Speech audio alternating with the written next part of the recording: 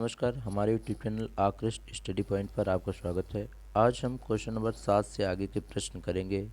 बालाजी प्रकाशन गणित कक्षा 10 की वास्तविक संख्याओं में हम पढ़ रहे थे। अभी तक 1 से 6 तक के क्वेश्चन हमने सारे के सारे अच्छे से सॉल्व कर लिए हैं। क्वेश्चन नंबर 7 से आगे का क्वेश्चन हम सॉल्व करेंगे। कोई डाउट या क्वेरी होगी तो आप पूछ लीजिएगा। चलिए क्वेश्चन नंबर 7 की ओर चलते हैं। क्वेश्चन क्या कह रहा है देखते हैं। कह रहा है यूक्लिड प्रमेय के अनुसार धनात्मक पूर्णांक a व b के लिए अद्वितीय पूर्णांक q व r का अस्तित्व इस प्रकार है कि a बराबर b q plus r, a बराबर बी क्यू प्लस आर, तब r द्वारा संतुष्ट असमीका को ज्ञात कीजिए। r द्वारा संतुष्ट असमीका क्या होनी चाहिए? r जहाँ पर है क्या भी है आपका, क्या है ये आपका शेषफल है, जिसे हम इंग्लिश में रिमाइंडर बोलते हैं। तो ये चीज़ देखना है। कोई भी चीज़ जैसे मान लीजिए मैंने 2 से भाग किया, आपके लिए क्या किया, 2 से भाग किया 4 को ले लीजिए, या मान लीजिए मैंने 5 को भाग किया, तो 2 दूना 4 हुआ। अब इसको घटाएंगे, एक शेषफल आएगा। तो जो ये एक आया है रिमाइंडर है, और ये हमेशा जो भाजक होता है मीन्स भाग करने वाला, उससे हमेशा छोटा आया कि नहीं, उससे छोटा आता है। या तो फिर जैसे अगर हम 2 से भाग करते 4 को, मान लीजिए करते, जब 4 को करते 2 दूना 4, देखिए ये कट गया, यहाँ पर शून्य आ गया घटाने पर। अब देखिए रिमाइंडर 0 आ गया कि नहीं, अर्थात या तो इस 2 से मतलब जो भाजक होगा इससे या तो छोटा होगा या फिर 0 होगा, लेकिन कभी भी इसके बराबर या इससे बड़ा शेषफल नहीं हो सकता। यही इसका मेन कॉन्सेप्ट है कि जैसे a बराबर बी क्यू प्लस आर है, यहाँ पर यह है भाज्य बराबर भाजक गुणे भागफल प्लस शेषफल। तो ये भाजक क्या यहाँ पर b है, क्या भाजक b से कभी r अर्थात रिमाइंडर बड़ा हो सकता है? नहीं, क्योंकि रिमाइंडर हमेशा देखिए एक जैसे यहाँ पर आया तो इससे हमेशा छोटा है, 0 आया तो इससे हमेशा छोटा है। अगर 1 से और ऊपर मान लीजिए यहाँ 2 आता तो एक बार में ये फिर 2 एक कम 2 कट जाता, इसलिए रिमाइंडर कभी भी भाजक के बराबर या उससे बड़ा नहीं हो सकता। इसीलिए यहाँ पर रिमाइंडर का कॉन्सेप्ट दिया गया है कि रिमाइंडर की वैल्यू या तो भाजक से कम होगी, छोटी होगी। इसका मतलब हुई कि इससे ये है भाजक, भाजक से या तो रिमाइंडर क्या होगा, छोटा होगा, या फिर बड़ा या फिर बराबर हो सकता है 0 के। 0 के बराबर होने का मतलब या तो रिमाइंडर 0 आ जाएगा या तो 0 से बड़ा होगा लेकिन भाजक से छोटा। जैसे वहाँ पर 2 से भाग किया था 5 को तो 2 दूने 4 आया था, और काटने पर शेषफल 1 आया। या तो ये देखो 0 से बड़ा है, एक क्या है शेषफल 0 से बड़ा है, या फिर रिमाइंडर से छोटा है, या फिर कहीं कहीं पर ये 0 हो जाता है तो फिर वो 0 के बराबर भी होता है। इसीलिए ये कॉन्सेप्ट दिया जाता है कि रिमाइंडर जो होगा वो लेस देन होगा b and greater than r equal to होगा 0। यही इसका मेन कॉन्सेप्ट है। ठीक है, अब चलते हैं क्वेश्चन नंबर 8 की ओर। उम्मीद करते हैं 7 आपको समझ में आ गया होगा। क्वेश्चन नंबर 7 हमारा कह रहा है कि वह संख्या ज्ञात कीजिए जिसको 61 से विभाजित करने पर भागफल 27 व शेषफल 32 आता है। भागफल 27 व शेषफल कितना आता है, 32 आता है। तो इसके लिए आपको वही फार्मूला याद होना चाहिए कि भाज्य बराबर भाजक गुणे भागफल प्लस शेषफल। तो यहाँ पर भाज्य क्या है, भाजक क्या है, भागफल क्या है और शेषफल क्या है। यहाँ पर a जो है, a बराबर क्या है, भाज्य है, a बराबर भाज्य, और b बराबर भाजक है, b बराबर भाजक, और q बराबर भाज्य बराबर भाजक गुणे भागफल प्लस शेषफल। भाज्य बराबर भाजक गुणे भागफल, क्यों क्या है आपका यहाँ पर भागफल है, ध्यान रहेगा, क्यों क्या है भागफल है। ठीक, और उसके बाद में जो आर है वो क्या है, जो आर है वो आपका क्या है भैया, शेषफल है। ठीक है, आर क्या है, शेषफल। इस प्रकार से भाज्य बराबर भाजक गुणे भागफल प्लस शेषफल लिखा है। अब यहाँ पर करेंगे क्या, ए बी और सी ये सारी वैल्यू, आर ये सारी वैल्यू हम क्या करेंगे, यहीं पर पुट करेंगे। तो यहाँ पर कहा 61 को विभाजित करने पर, 61 से विभाजित करने पर मतलब भाजक क्या है 61, भागफल मीन्स आपका कितना है, क्यू बराबर 27 और शेषफल मतलब आर बराबर आपको दिया है 32। तो भाज्य आपको निकालना है, तो भाज्य बराबर भाजक गुणे भागफल प्लस शेषफल में वैल्यू रखा, 61 गुणे 27 किया तो 1647 आया, और ये 32 इसमें जोड़ दिया तो ये 1679 आ गया। यही आपका आंसर। अच्छा, अब आप पूछना चाहते होंगे कि 61 और 27 को हम मल्टीप्लाई कैसे करें। इसका मल्टीप्लाई एक लाइन में मल्टीप्लाई करना सीख लीजिए, बहुत ही आसान तरीके से सिखाएंगे, ध्यान देना। पहले करना क्या होता है, एक पहला स्टेप आपको जब दोहरिया गुणा मतलब दोहरिया गुणा अगर एक लाइन में करना है तो हम पहला स्टेप बताते हैं आपको कि आप सीधा सीधा मल्टीप्लाई करिए, फिर दूसरा स्टेप बताते हैं क्रॉस मल्टीप्लाई करिए, और तीसरा स्टेप हम बताते हैं आपको कि फिर सीधा सीधा करिए। इसका मतलब आप पूछना चाहते होंगे सर ये पहले सीधा सीधा क्रॉस सीधा इसका क्या मीनिंग हुआ। तो इसका मीनिंग ये हुआ कि पहला स्टेप करने जा रहे हैं, ध्यान से देखिएगा। इसका मतलब सीधा सीधा, इसका मतलब 7 एक कम 7, 7 का 1 से गुणा किया, 7 एक कम 7 आया, ठीक है। उसके बाद दूसरा स्टेप है क्रॉस मल्टीप्लाई। क्रॉस का मतलब 7 का 6 से करिए तो 7 छंग 42 हुआ, ठीक। 1 का 2 से करिए तो 2 एक कम 2 हुआ, 42 और 2 को जब जोड़ोगे तो 44 आएगा। 44 का यहाँ पर 4 लिख दीजिए और हासिल कितना हो गया 4, क्योंकि 44 का 4 तो हासिल आएगा 4। फिर तीसरा स्टेप फिर सीधा सीधा, मीन्स अब इन दोनों का करिए, 2 छंग 12, तो 12 ये और हासिल 4, 12 4 16 है। अब यहाँ 16 लिख दीजिए, यही आपका देखिए मल्टीप्लाई होकर आया था, तो 1647।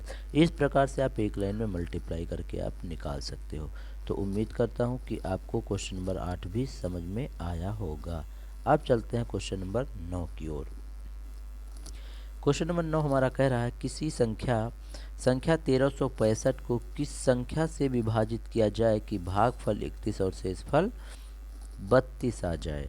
देखिए, अब दिया है संख्या को विभाजित किससे किया जाए, मतलब अब आपको b की वैल्यू पूछ रहा है कि b की वैल्यू क्या होगी। बाकी भाज्य बराबर भाजक गुणे भागफल प्लस शेषफल में ही वैल्यू रखेंगे, लेकिन यहाँ पर आपको b की वैल्यू क्या है निकालना है। ये चीज़ जो दिया है वो a की वैल्यू दिया है, और q की वैल्यू 31 है, और r की वैल्यू दिया है। तो a बराबर बी क्यू प्लस r में हमने ये वैल्यू रख दी।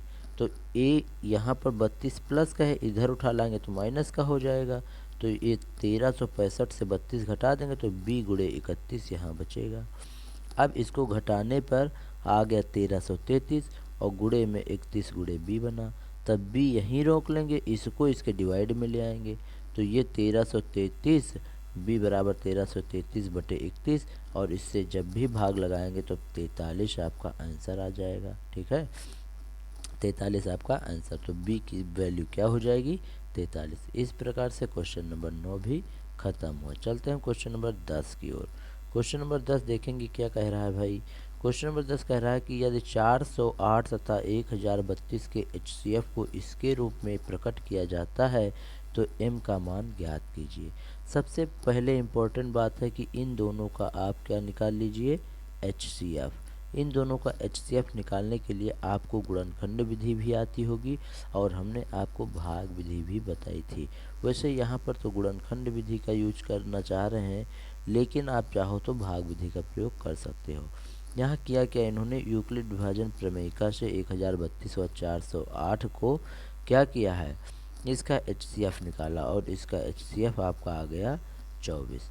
हमने आपको बताया था कि जैसे छोटी संख्या देखते हैं, जैसे 408 है, इससे हम डिवाइड करेंगे 1032 को, यही HCF निकालने की विधि बताई थी।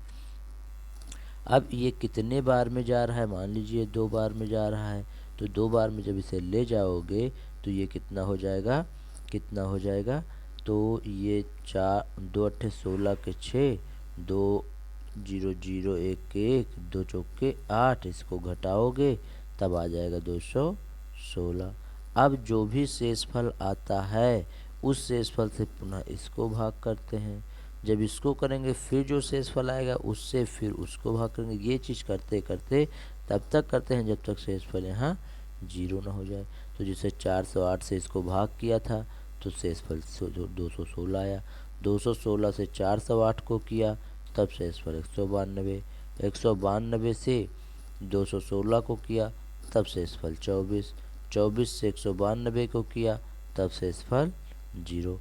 और जिस समय शेषफल आपका 0 आ गया है उसी समय जो ये भाजक होता है यही आपका HCF होता है। तो यहाँ पर 24 आपका HCF हो गया। अब जो 24 HCF आया है उसी 24 को इसके बराबर में आपको लिख देना है। मीन्स 1032 M माइनस 408 गुणे 5 और बराबर में इसके लिखना है आपको 32। ऐसा सॉरी 32 नहीं, वो 24, क्योंकि HCF इसका कितना है 24। फिर जब 24 आप लिख दोगे तब आप इसको सॉल्व करोगे और सॉल्व करके M का मान आप क्या करोगे, फाइंड आउट करोगे। तो ये 24 ऐसे रखा, ये इसका मल्टीप्लाई किया 408 गुणे 5 का आया 2040 और इधर ला के इसमें जोड़ दिए बराबर 1032 M इधर ही रखा। अब ये जो भी आया 2064 बना। 1032 से 2064 काट दिया, कई बार में कटा 2, तो M बराबर आपका यही 2 आपका क्या हो जाएगा आंसर। इस प्रकार से क्वेश्चन नंबर 10 भी खत्म। अब चलते हैं क्वेश्चन नंबर 11 की ओर। क्वेश्चन नंबर 11 हमारा कह रहा है कि यदि 657 व 963 के HCF को इतने के रूप में लिखा जाता है या प्रकट किया जाता है तो x का मान ज्ञात कीजिए। Same to same question number 10 की तरह है। इसमें भी वही यूक्लिड विभाजन प्रमेय का लगा करके हम क्या निकाल लेंगे, पहले जहाँ पर रिमाइंडर 0 आएगा उस समय जो भाजक होगा वही आपका HCF होगा। तो इन दोनों का पहले निकाल लिए HCF, तो इसका HCF आया कितना 9। जब इसका HCF 9 आया तो इसकी संख्या के बराबर हमने 9 को लिख दिया। मीन्स ये जो आपको वैल्यू दे रखी थी इसके बराबर में क्या लिख दिया 9। फिर वही किया, इसको इधर उठा के लाए, इसमें जोड़ दिए। जब जोड़े तो 14,454 बना और ये बराबर 657 x के। 657 से इसको हमने डिवाइड किया तो ये भैया 22 बार में पूरा का पूरा कट गया। तब x बराबर आपका 22, यही आपका फाइनल सॉल्यूशन हो गया। इस प्रकार से क्वेश्चन नंबर 11 भी खत्म। अब चलते हैं क्वेश्चन नंबर 12 की ओर। क्वेश्चन नंबर 12 हमारा कह रहा है वह महत्तम संख्या ज्ञात कीजिए जो 245 व 1029 को विभाजित करने पर प्रत्येक स्थिति में शेषफल 5 देती है। भैया ये ध्यान देना है कि आपको वह संख्या महत्तम संख्या पूछे, मतलब HCF आपको ज्ञात करना है, जिसको हम मासा बोल सकते हैं। ठीक है, HCF निकालना है आपको। तो आपको HCF निकालना है। इसका मतलब ये हुआ कि 245 व 1029 दोनों को जब उससे विभाजित करेंगे तो 5 शेषफल आता है। इसका मतलब ये हुआ अगर ये 5 इसकी संख्याओं से घटा दिया जाए, इन दोनों संख्याओं से अगर 5 घटा दिया जाए तो शेषफल कितना आने लगेगा 0। और जब शेषफल भैया 0 आएगा तब वो पूर्णतया विभाजित होंगी और उसी समय उनका HCF हम निकाल लेंगे। तो करना क्या है, 245 से 5 घटा दीजिए और 1029 से 5 घटा दीजिए। 5 घटाने के बाद हमें जो मिलेगा उसका HCF निकालना है। अभीष्ट संख्या इतने 245 व 1029 को विभाजित करने पर प्रत्येक स्थिति में शेषफल 5 आता है। इसका मतलब 45 से 5 घटाया 240 और 1029 से 5 घटाया तो 1024। ये दोनों जो संख्याएं उनकी पूर्णतः विभाजित हो जाती हैं। अतः अब हम 240 व 1024 का माशा ज्ञात करेंगे और इसका माशा ये गुणनखंड विधि से ज्ञात कर रहे हैं। आप चाहो तो वही भाग विधि से ज्ञात कर सकते हो। मतलब क्या हुआ, 240 है जिसे 240 को आप डिवाइड करना 1024 को, जितनी बार में कटता जाए वो काटते रहना। जहाँ पर शेषफल 0 आ जाएगा उससे पहले वाला जो भाजक होगा वही आपका अभीष्ट HCF होगा। तो इसका निकाल लेना, कितना आ जाएगा 16 आपका HCF आ जाएगा। इस प्रकार से क्वेश्चन नंबर 12 भी खत्म। अब चलते हैं क्वेश्चन नंबर 13 की ओर। क्वेश्चन नंबर 13 हमारा कह रहा है कि वह महत्तम संख्या जिसमें या जिससे इतने व 1249 285 व 1249 को भाग देने पर शेषफल क्रमशः इतने व इतने 9 व 7 प्राप्त होते। देखिए वहाँ पर शेषफल एक ही आता था क्या 5, तो दोनों संख्याओं से 5 को घटाया था। लेकिन यहाँ शेषफल अलग अलग आ रहे हैं, क्रमशः शब्द लगा है, इसका मतलब 9 जो है पहले के लिए है और 7 जो है ये 1249 के लिए है। तो वही सेम काम करना है, 285 से आपको 9 घटा देना है और यहाँ 1249 से आपको 7 घटा देना है। तो वही 285 से 9 घटाया 276, 49 से घटाया तो 1242। अब इन दोनों संख्याओं का क्या निकाल लेना है आपको, HCF। और जैसे HCF आप निकालोगे तो इसका HCF आ जाएगा 138 और 138 आपका फाइनल सॉल्यूशन हो जाएगा। उम्मीद करता हूँ क्वेश्चन ये भी आपको समझ में आया होगा। Same to same question number क्या है, इस टाइप का एक क्वेश्चन मैं करवा चुका हूँ कि 65 व 117 का HCF ज्ञात कीजिए और इसे इस रूप में लिखिए। इस रूप में क्या है लिखना, करना क्या है, इन दोनों का आप HCF निकालोगे और HCF जो भी कुछ आएगा उसके बराबर में आपको ये 65x प्लस 117y लिख देना है। ठीक है, और यहाँ पर x व y के अलग अलग मान बता देना है। बस इसी प्रकार से इसको करना है। हिंट्स दे दिया हूँ, कोशिश करना करने की।